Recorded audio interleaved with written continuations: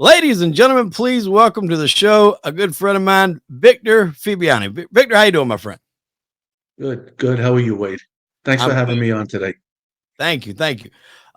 Listen, now you are good friends and worked alongside a recent guest that we had not too long ago, Lou Balestrieri. Louis B. My partner in the police department for many years, a great detective, a very good friend. Now, he said you had a certain nickname you went by.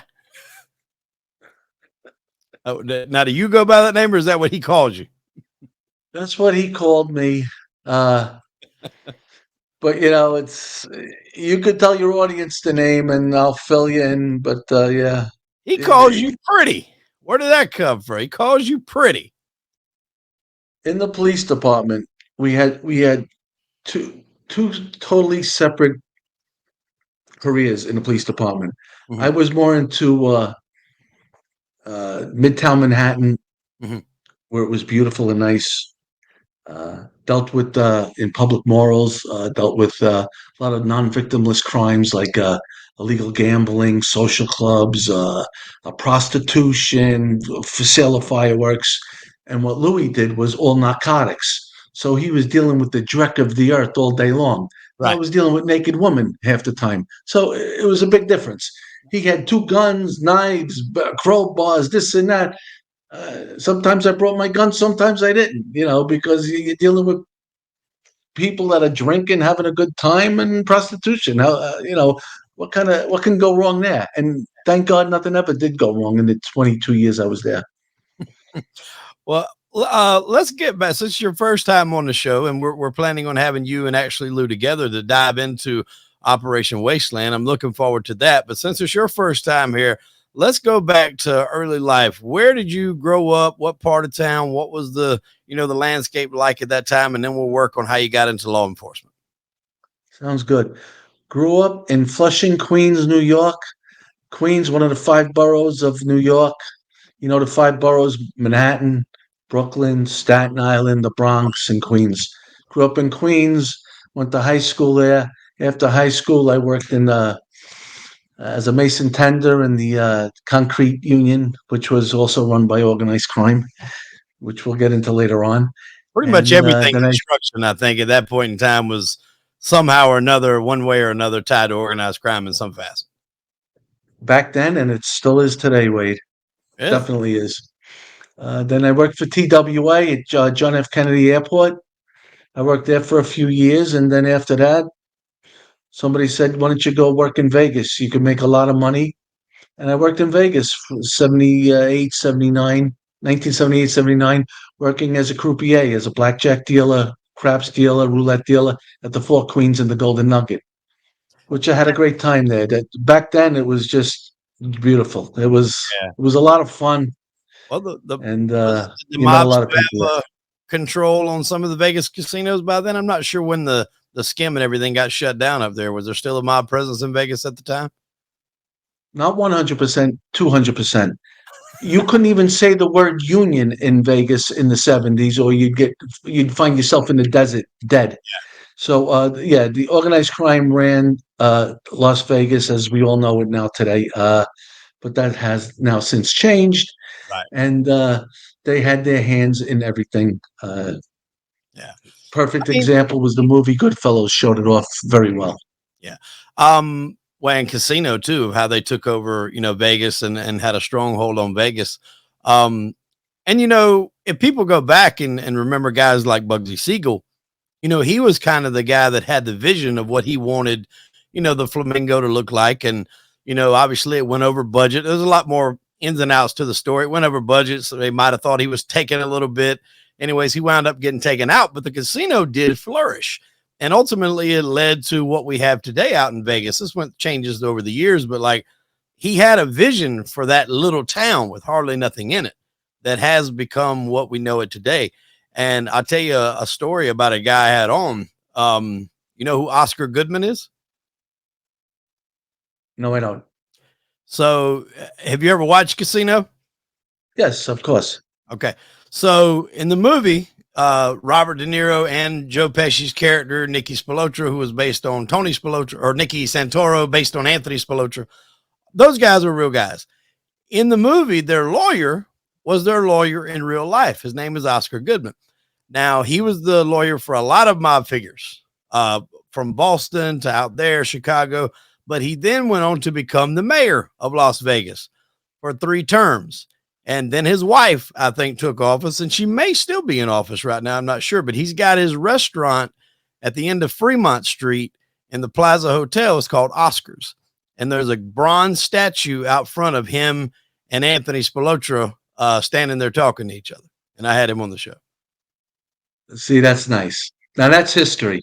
That's real history. That's history going back 40, 50 years. Yeah. Or maybe more. 100%. So now, did you have a thing, passion, knack for gambling to just go out there and become a blackjack dealer? Did you learn that on the fly? How did that work? No, something, TWA was laying me off every 4 to 6 months for the last couple of years. And somebody says, why don't you try going out to Vegas as a dealer? I mean, they're doing fantastic. They make great money. It's a great way of living. It's fantastic down there. Yeah. No humidity. It's hot. It's beautiful. Seldom rains. So I packed up. I went out there, found a place to live. I went to school. I went to croupier school for 2 months, and then I started auditioning in the casinos. And the four Queens took me, and then later on, the Golden Nugget took me.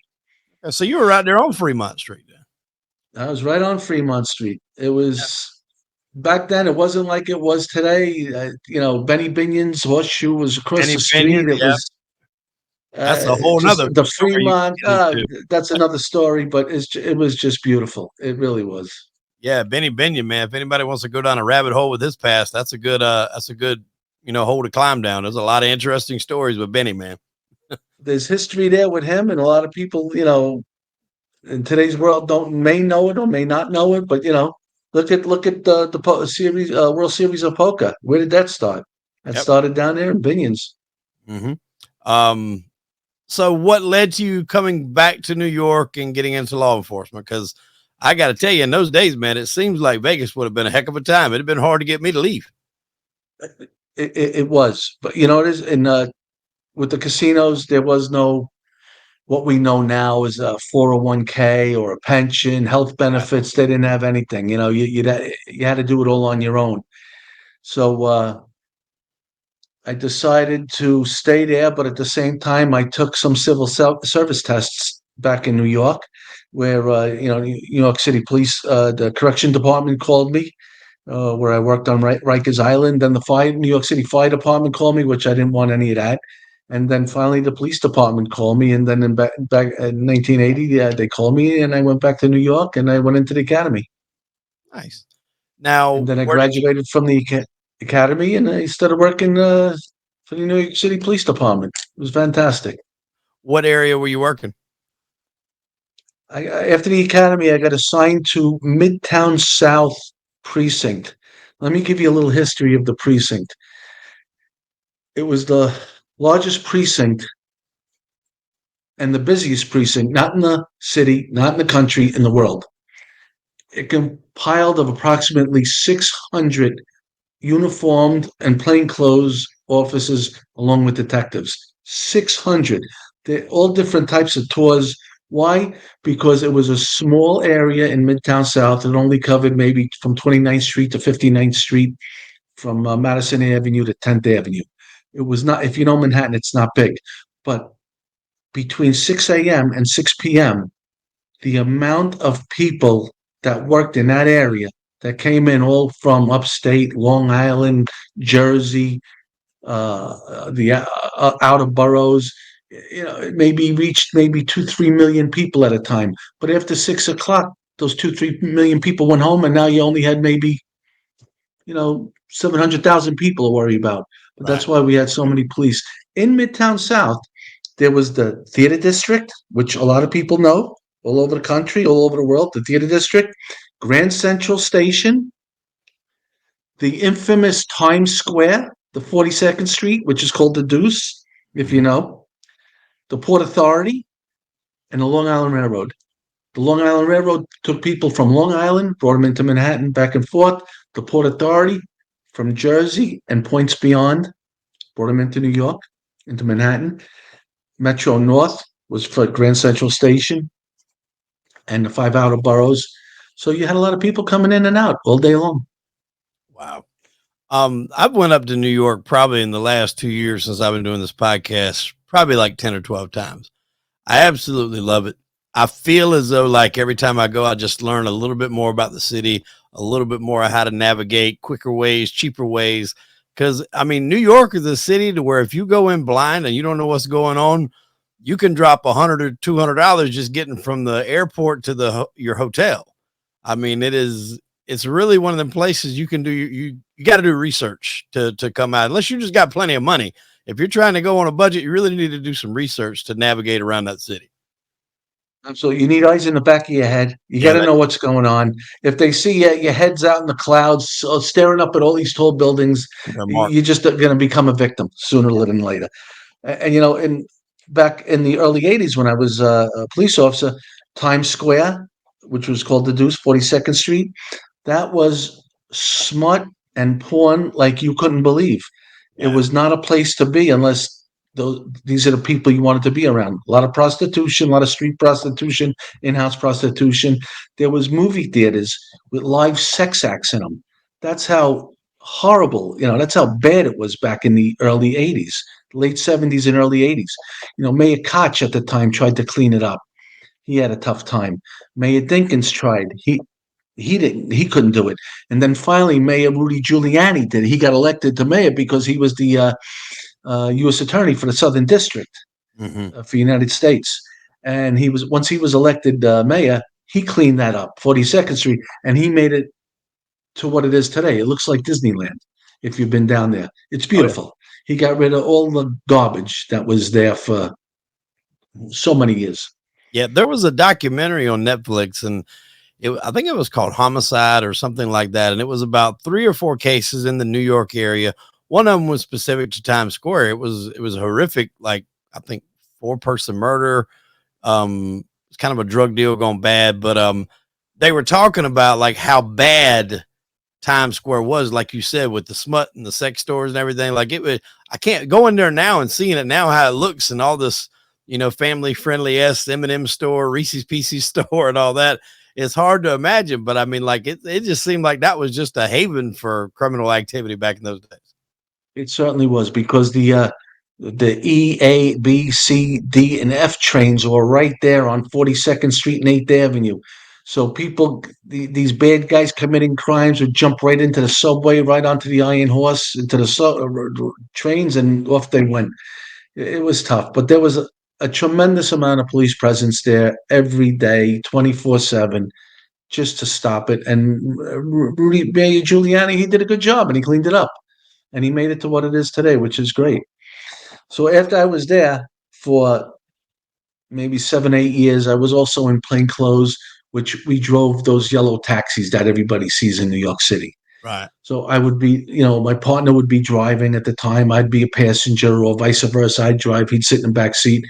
And at any given time, back in the early '80s, the crime was so bad, it had no problem making arrests. I mean, there was, robberies, larcenies, assaults, just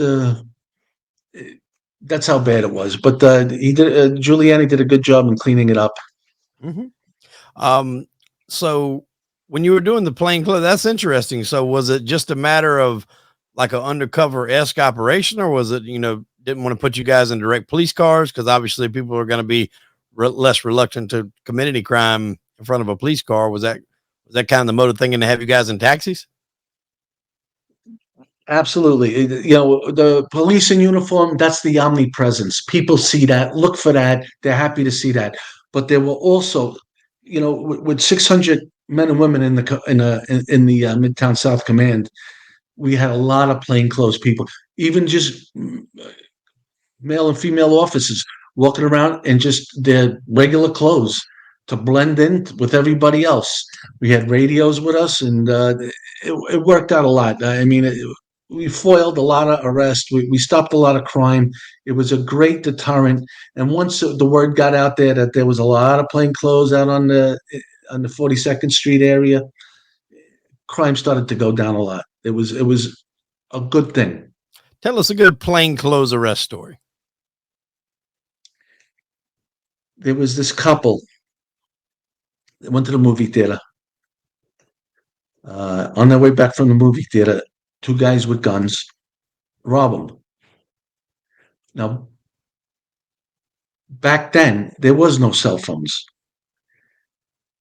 The wife was smart enough to run away, go to the nearest phone booth because there was phone booths back then, dial 911. She gave such a great description. Me and my partner happened to be walking by, and here come these two guys that they just described over the radio that just committed this robbery. Because after the wife ran away, they took the money, they robbed the husband, and then they pistol whipped him. Like that wasn't enough. They took his money, his watch, his wallet, whatever he had, and then they had to pistol whip him. Great. Thank God they didn't shoot him. But she was smart enough. She gave such a great detailed description. Me and my partner walking down Broadway in plain clothes, and here come these two guys coming right at us. And within 10 to 12 minutes of the robbery, we had handcuffs on them. We recovered their stolen property of these two poor couple. The guns they had, the bad guys. It's a good story. Everybody walked away okay, and the bad guys went to jail. That is a good story because I mean, like when you get robbed, man, it's just like it makes you so infuriated that people take something that you worked for and they didn't work for it and they chose to do that, and it's like one of the worst feelings because it really makes you feel helpless. And then, like you said, to add insult to the injury and to the robbery, they had to pistol whip the guy, and that's just horrible. So I'm glad you guys were able there to foil that one and get him off the street. Absolutely, it was it was the arrests and the crimes in Midtown South and 42nd Street. Were crimes against people were mostly larcenies, robberies, assaults. Right. And what year was this? This is back from the 1980 to 88, 89. So you had just kind of come back right after Son of Sam. Did you have it? Were you in Vegas when Son of Sam was going on? I was also living in Flushing with Son of Sam as well, because that's where he was in Flushing, Whitestone, Bayside, and in Brooklyn. This is where he was shooting his victims. Right. There's a story my father told my older sister. There was a club called Eliphas on Northern Boulevard in Queens. It was a real hot disco place. A lot of people went. And this particular night, my father told my sister and her friends, "Don't go. Stay home. Say, yeah, we'll stay. We're going to stay at somebody else's house." They wound up going, and it just so happened they went the night that Son of Sam happened to shoot this man and woman that were in the car. It's just it's horrible. Yeah, but that had to finally they got him, and he's still in jail. Yeah, still in jail. That had to be like at that time he was striking fear unlike anything that had probably ever been since that time around New York. And New York's a tough city. You're not going to strike fear in a city like New York very easily. And I mean, he had people dyeing their hair, changing their hair color. I mean, it was because I don't know if that was actually true, but like they thought he was targeting women with certain hairstyles. So women were doing everything they could to change that. So he didn't seek out them. Correct. He was looking for people with long hair. In fact, one of his earliest victims was a man with long hair. Mm-hmm. And later on in the trial, it found out that he mistakenly took this man as a woman and shot him. But all these lovers' lanes or parking areas that all these boyfriend and girlfriends went to drive with their cars, they were desolate. They were empty. There was nobody in them because who wants to get shot and killed after having a good time? It's not worth it. Yeah. After your plainclothes detail, where'd you go next? After that, I was interviewed to go to, it's called PMD, Public Morals Division. Mm-hmm. What Public Morals stood for was just what it sounds like: prostitution, in-house and street prostitution, casinos, illegal casinos, gambling casinos, which had bars in them, blackjack tables, roulette, craps table, card playing, and social clubs. And it also included illegal sale of fireworks. And I was doing that for several years, and that's where I was promoted to detective. It sounds like Those you were just read from the list of what mob guys were involved in those times. It sounded like you read down a checklist just now of everything that they had their hands in. Wade. That was all organized crime controlled. That's exactly what it was. Organized crime had their hands in everything. When I say everything, from plumbing union to the carpenters to concrete to steel to windows to glass to flooring, casinos, prostitution, they had their hands in every sanitation, which we are going to get into. Mhm. Private sanitation, which they had such a stranglehold in New York City with the FBI in the 50s, 60s, 70s, and 80s tried to do it. They were unsuccessful in infiltrating the organized crime syndicate that ran the private sanitation. But we'll talk later on about that. Right. But When you we, got when you got into these types of, crimes that you were trying to stop, what was the first crime family that you kind of stumbled upon that had a pretty good stranglehold on those rackets in the area you were at? where I was in Midtown Manhattan, it was mainly the Gambinos, which we all know was run by Paul Castellano, who was later killed, and then John Gotti took it over. Also, the Genovese crime family, which was run by Vinny the Chin Gigante, which we know, if people don't know, he used Little Italy downtown. He'd walk around in a bathrobe in the middle of the winter, mumbling to himself like he was not all there. But he was so smart. He was the head of the Genovese crime family. But He in the avoided winter, that cook, prosecution a long time by doing that. yes, Yeah, and he I did. actually interviewed his daughter. Yep, he's got a daughter, Very interesting. and she told me that like he would have to go in the hospitals for spells to really put on this facade, and they would come in there and they would give him the medicine, and he would take it, and then when the nurse leave, he would spit it out, throw it in the trash, flush it down the toilet or whatever. And she said, like, I knew he was what he was doing, why he was doing it. I understood it. Not that she agreed with it, but she was just like, what really made her feel bad was when they would have to walk around or whatever and leave. And you've seen the people in that hospital that really were sick and really did have issues. And she said that really worked on her, conscience. Wade, dealing with these organized crime figures, they are they are or were very smart, where they could open up their own business and do very very well. Yeah. But they decided on a life of crime, which they also did very well. But with organized crime, there's two ways: you stay in it, and hopefully you don't get dead, or you get dead. Yeah. Or wind up in Yeah. prison for a very long time. Yes. Yes. Um, Absolutely. so when After that, Go ahead. let me continue with the legal casinos. They were fantastic. We'd have to. Of course, you weren't in uniform. You were in plain clothes. You dressed the part. You saw how the people walking in suit and ties or jackets. They look good. And then we would do that in public morals, where I'd go in with another woman, as we were a couple. They'd slide the door open. Sometimes there'd be metal detectors there, or they'd have a wand, or they'd pat you down, making sure you didn't have a gun. But back then, we had what they called KELs, KEL. It looked like a beeper because the beepers were just coming out then. But those beepers were actually recording devices and transmitters. So the arrest team and the surveillance team was always outside, down the block, wherever they could get a spot without being identified. And once we got in, they could hear through the KELs conversations and what was happening.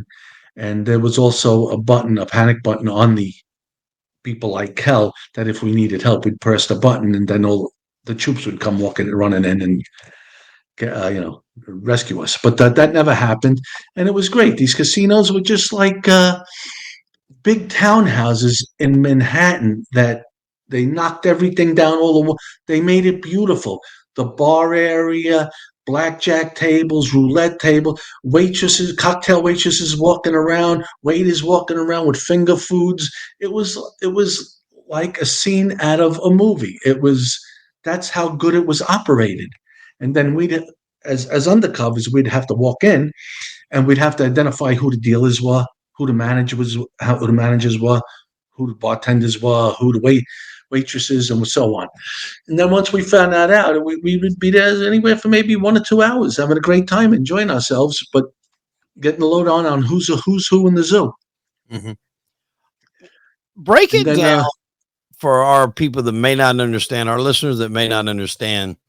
Like, so basically, a crime family would front this house, and all the money taken in would be then shared by whoever was running that house. Then it's kicked upstairs to the big guy, but whoever that may be.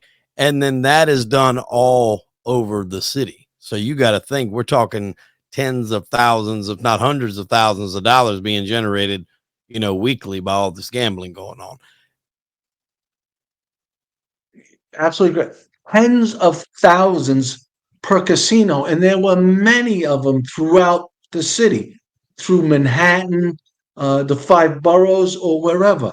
It was very interesting, and they did a fantastic job in running an illegal operation, and they made a lot of money. Well, like you said, a lot of these guys, had they went legit, probably could have had Fortune 500 companies, but for what they stayed doing what they were doing. I think a lot of people have questions when it comes to the construction lack. It's like how the mob, control construction.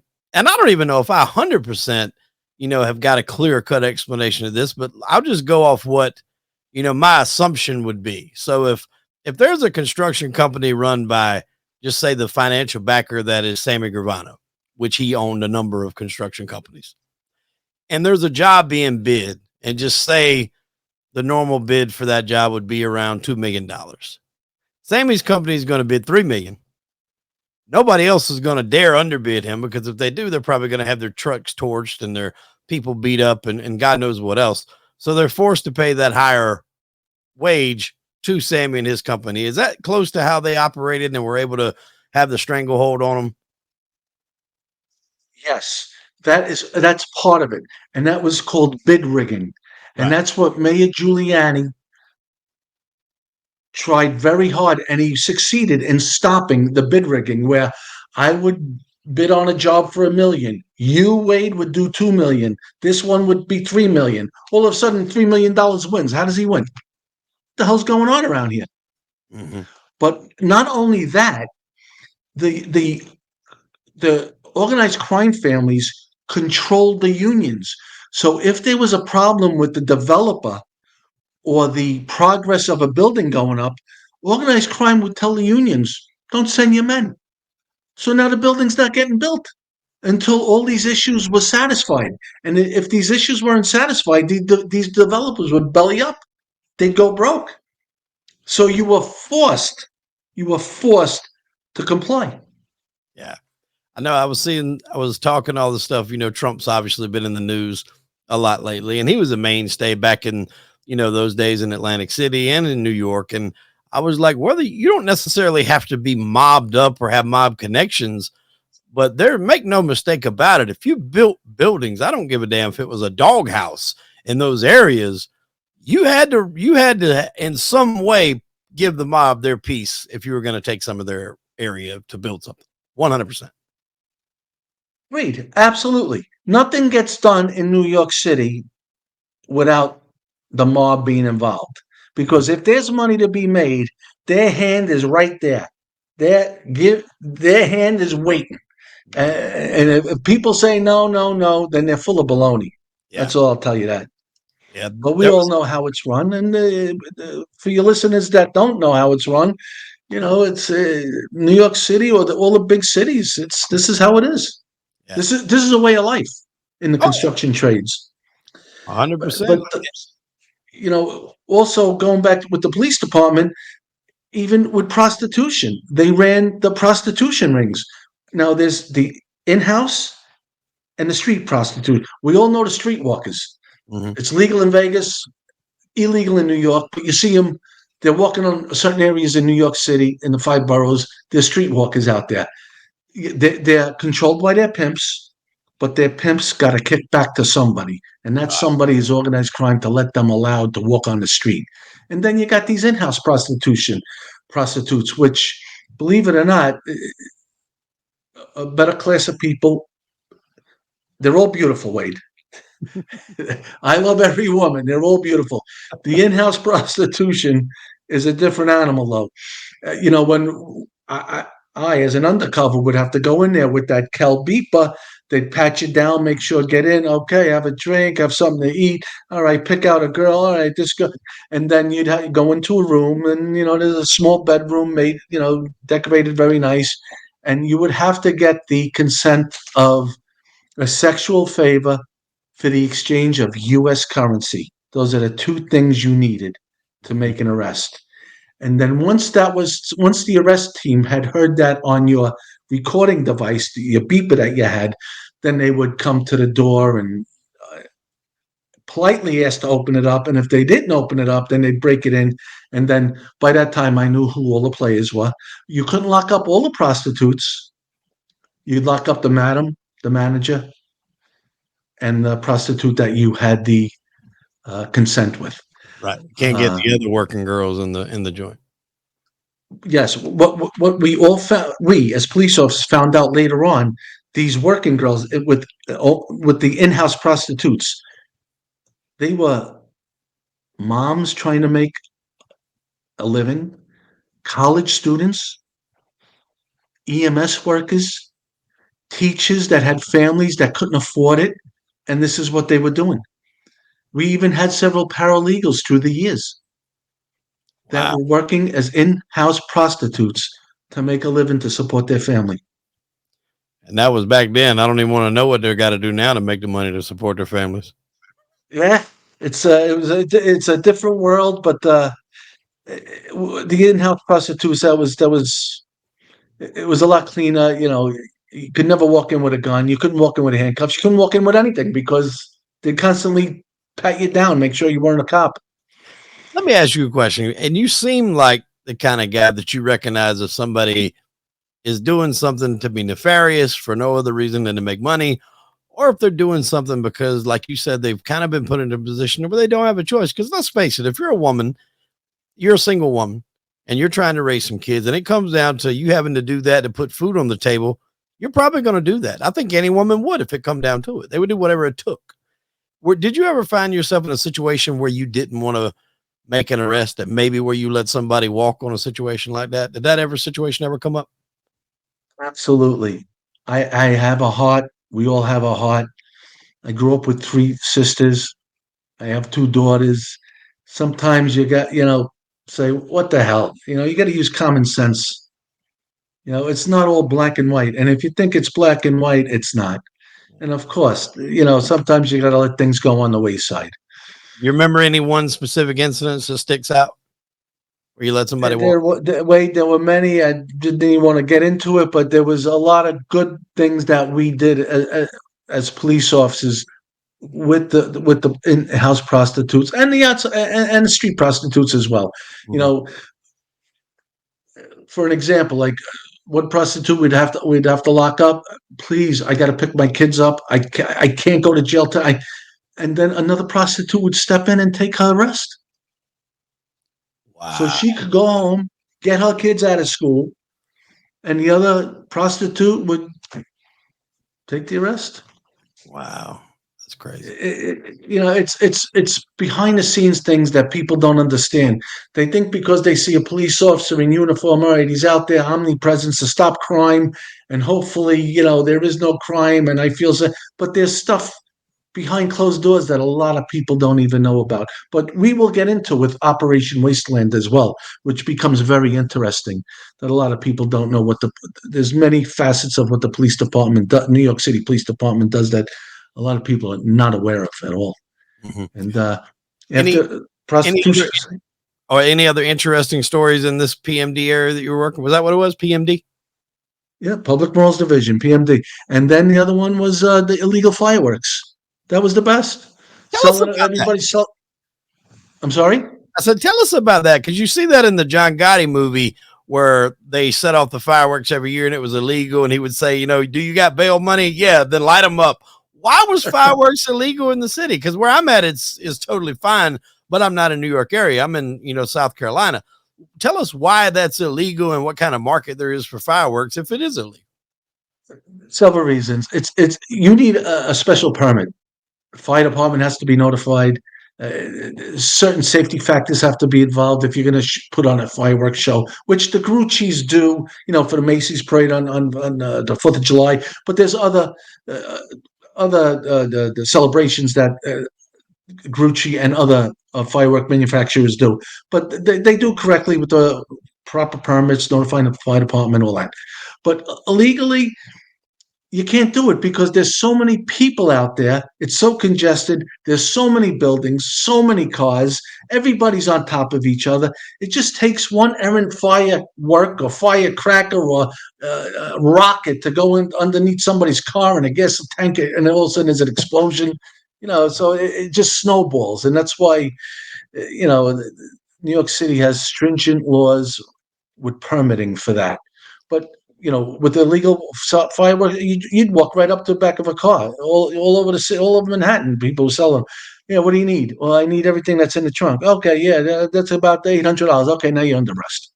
Done. Confiscate the car, lock the guy up, and take the fireworks. It seems like to me there wouldn't be a huge market for that, just because, and I'm not saying, oh, well, that's illegal, people wouldn't do it. Obviously, people are buying drugs and everything else, but you can do drugs in the privacy of your own home or wherever, and nobody's going to see it. On that, it's kind of hard to disguise, shooting off fireworks, and then you kind of paint yourself as a target. So I found it really weird that was like a high dollar, item that people would counterfeit or sell out there. That's strange. Because they would, in Pennsylvania, it's legal. It's legal to sell fireworks in Pennsylvania. A lot of these guys would take truckloads, tractor trailer, go to Pennsylvania, load them up, and bring them to New York. Wow. And then distribute them through wherever. And that's what organized crime did. But you got to remember, it was only maybe a 2.5 month window for the whole year. 4th of July comes. After the 5th of July, there's nothing. Yeah. You got half of May, all of June, and July 4th. So they're selling like crazy. There's times we'd go to the back of a car. Listen, this is not enough. I'm looking for a lot. I want to spend 3-4. Go around the corner, go see my guy named Frankie and Wade. They got a garage on the side. Go see that. All right, so hey, Frankie, Wade, yeah, I'm Vic. Yeah, I'm looking to buy about 4. Oh yeah, go see this guy Johnny on the corner down the stairs. This, that, and the next thing you know, there's 2 garage fulls of fireworks. I was like, holy smokes! And then, all right, how much you want for this and that? All right, and it's the 2 things: the sale of a product for the exchange of U.S. currency. Those are the 2 things. Boom, arrest, confiscate the fireworks, lock the guys up. Wow. How long were you? That's what I did. My partner, Louis B., he was in narcotics. All he did was drugs. He did the dreck of the earth, people with knives, gun, always trying to get away. I didn't have that. He had that. That's why he had a battle bag. His battle bag consisted of another gun, sledgehammers, tools, crowbars. My battle bag had maybe a small bottle of rum, mouthwash, toothpaste, dental floss, lip balm, because I didn't have that type of crime or element of crime that he was dealing with. Right. Well, I mean, it seems like you had a better deal out of that. Because like you said, I certainly did. A lot of those people were probably people more than less outside of I guess the patrons were people trying to enjoy themselves, gamble a little bit, go to get them a lady of the night or whatever, Seems like you probably had more easygoing people than what he was dealing with. Wade, I dealt with people that were happy, they were having sex. I dealt with people that were gambling, that were drinking, that were eating, they were having a good time. People that were selling fireworks, making money. It was all victimless crimes. Nobody was getting robbed, stabbed, shot. Everybody was having that was the difference between me and Louis B. So how long were you in that before you went to wherever you went to after your next assignment? Public morals. I was there for about 4 years. I was promoted to detective, And then after I got promoted, I interviewed for another position in elite organized crime task force called OSID, which stood for Organized Crime Investigation Division, which that division investigated the 5 traditional organized crime families. Okay. And I was accepted into that, and that's where I started working for Headquarters Team 1 in OSID, which was dealing with the infancy of the private sanitation industry that was controlled and run by organized crime, primarily the Gambino and Genovese crime families. Okay. So you jumped right into that, I guess, the Operation Wasteland. Was that what it is? Operation Wasteland?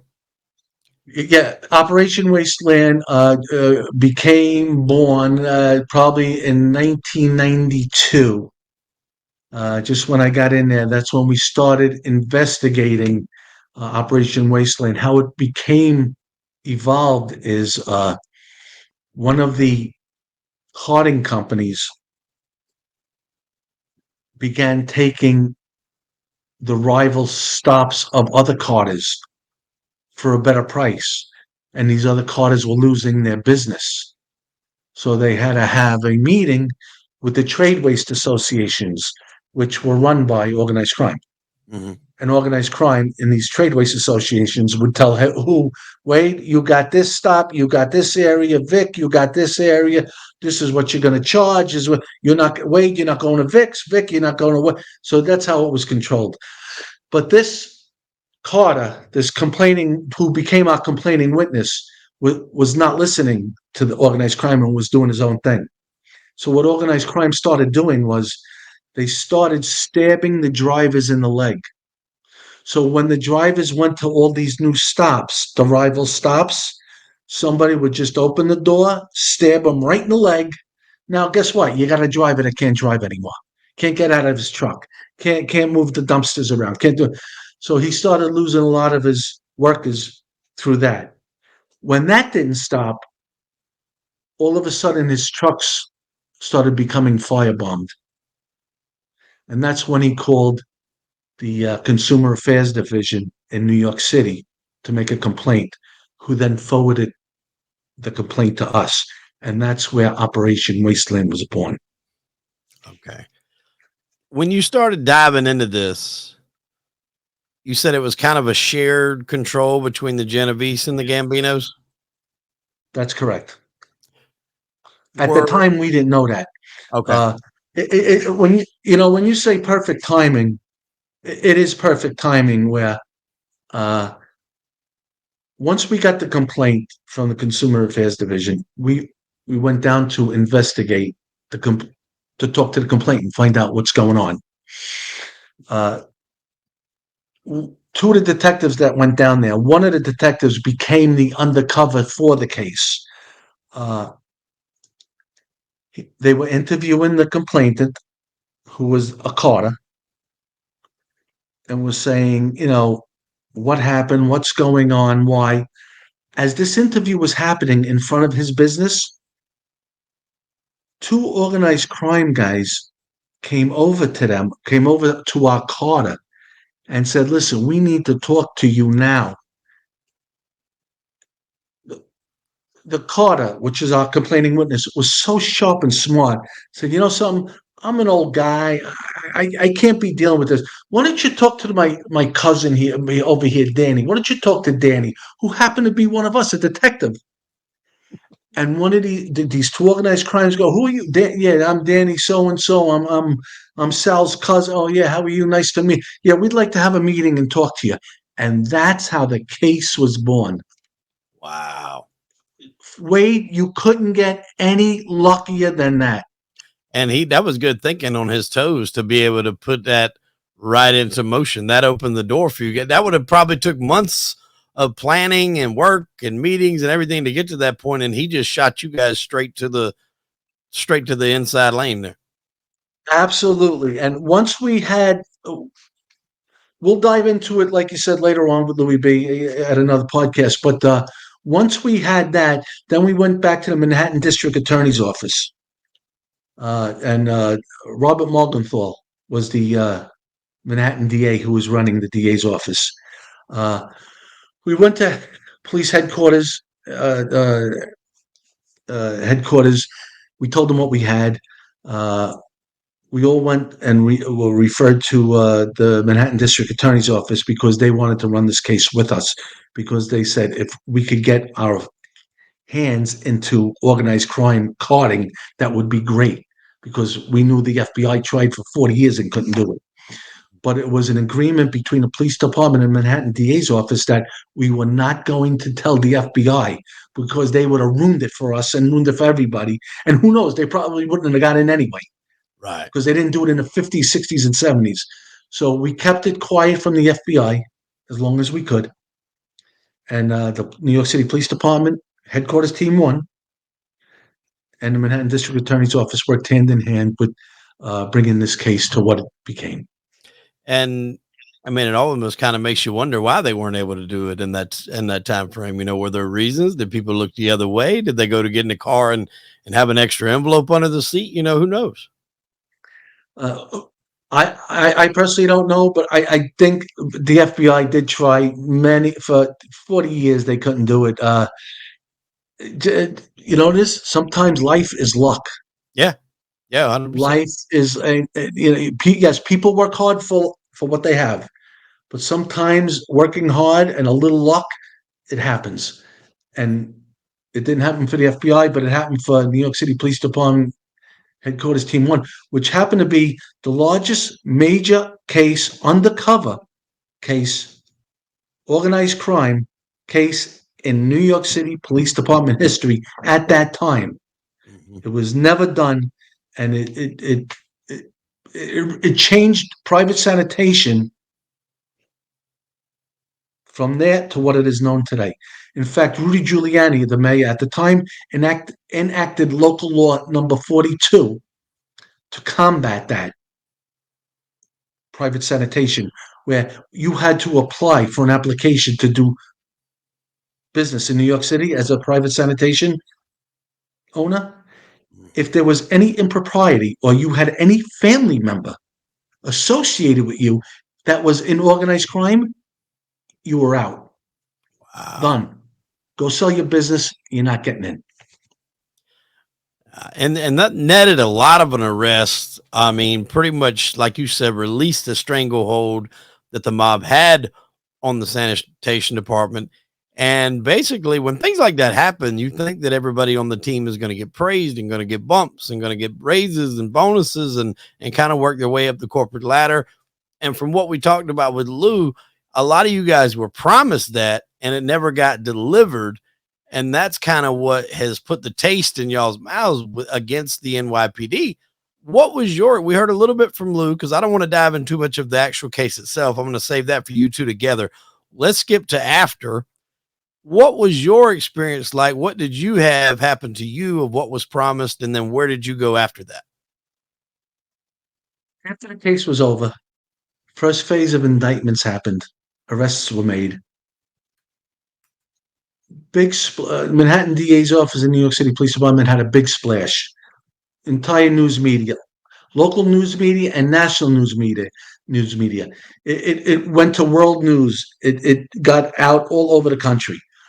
Uh, there was talk that the entire team was being promoted. Everybody was getting grade, which means you're a detective third grade, then you're promoted to second detective second grade, and then detective first grade, and that was all promised to us to get grade.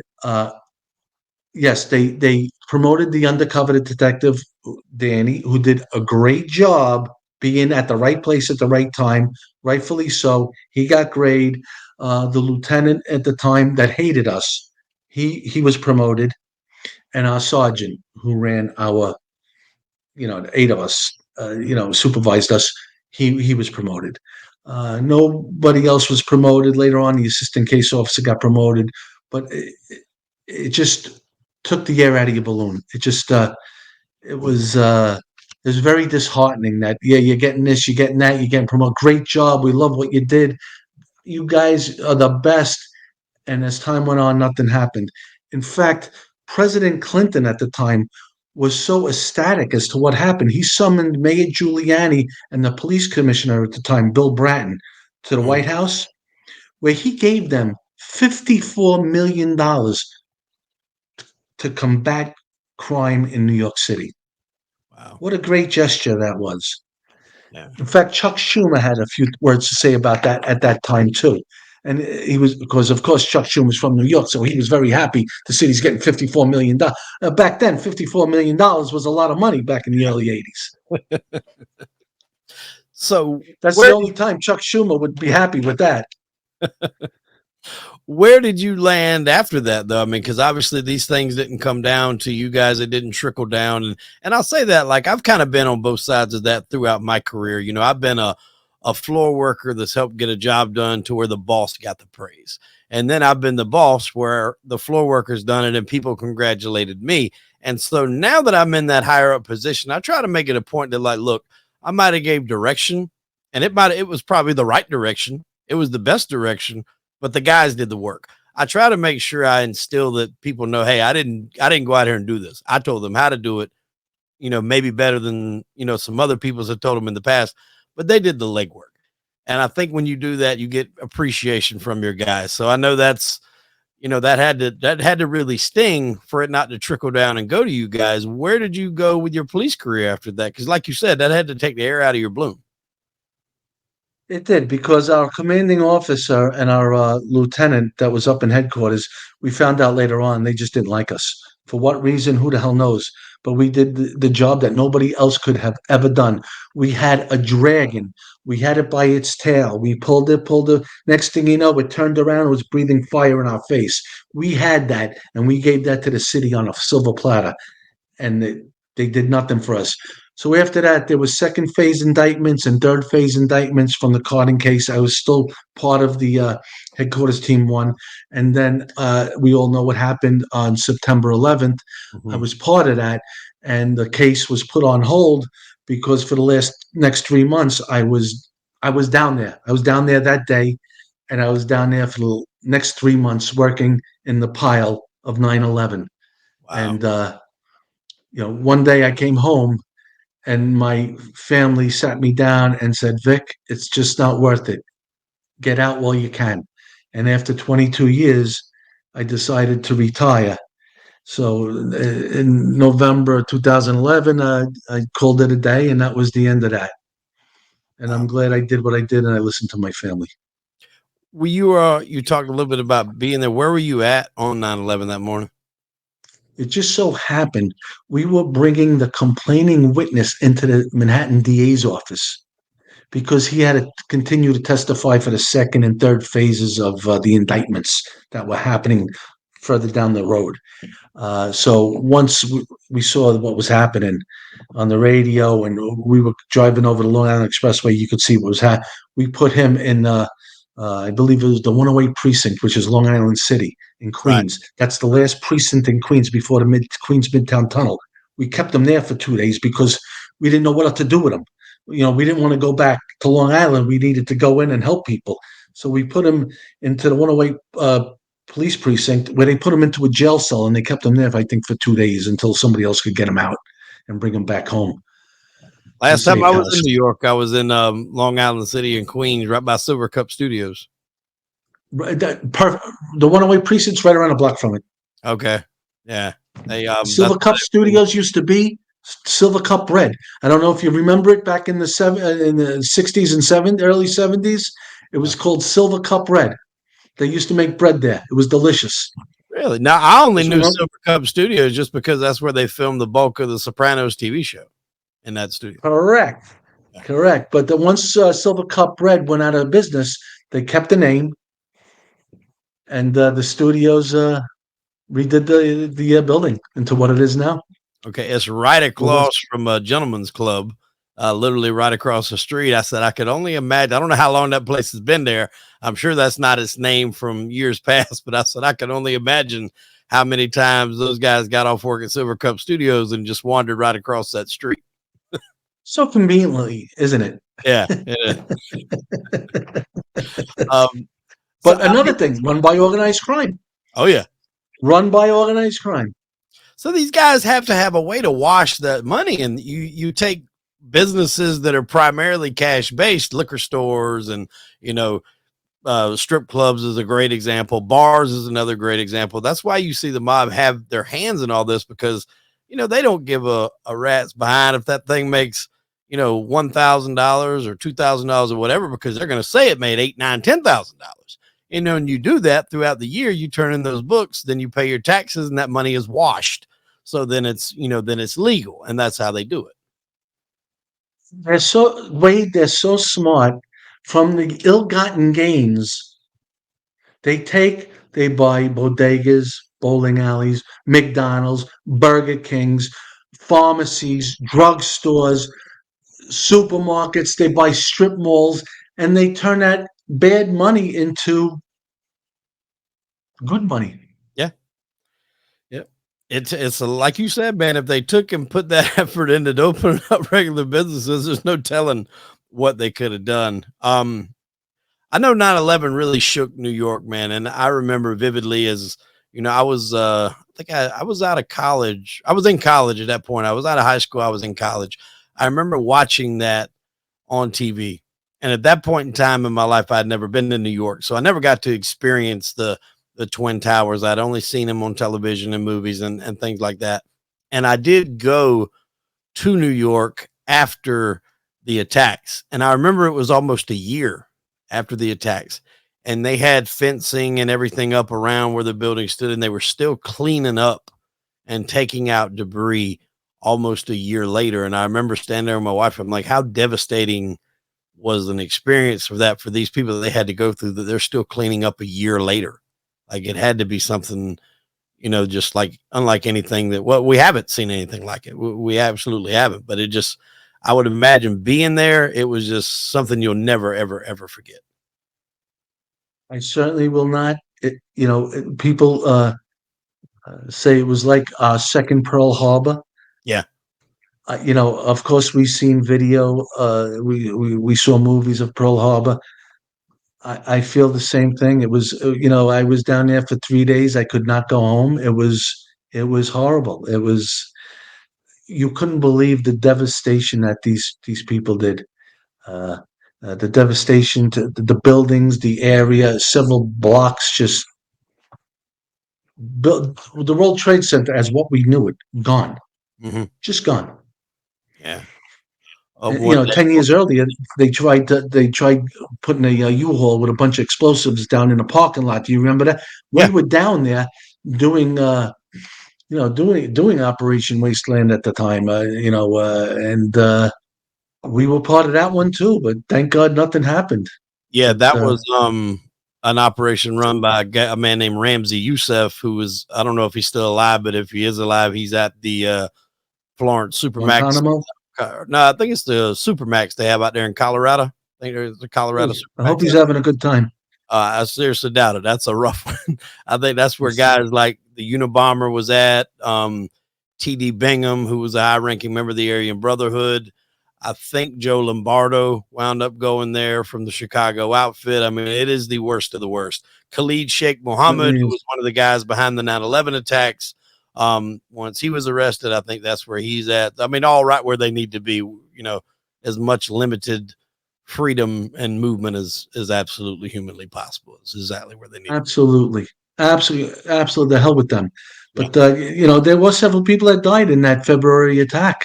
Yeah. 10 years earlier, Yeah. and they tried back then. So they had a mission, and they did it. But we completed it for them. Yeah. Like President Bush says, you just awoke a sleeping giant. Yeah. And I think that was a time, and I've said this before, but it's always worth repeating. Those period of a few months after 9/11, nobody cared what political side you landed on. Nobody cared what race you were, how old you were, what color you were, what team you pulled for. None of that mattered. We were as close to, at least in my lifetime, as what I would consider as a United States of America, a united state. Everybody was there for everybody. They were helping everybody. And it's like, we shouldn't need a tragedy of that magnitude to try to get us back to where we were at that point. And I hope we don't have to have that one.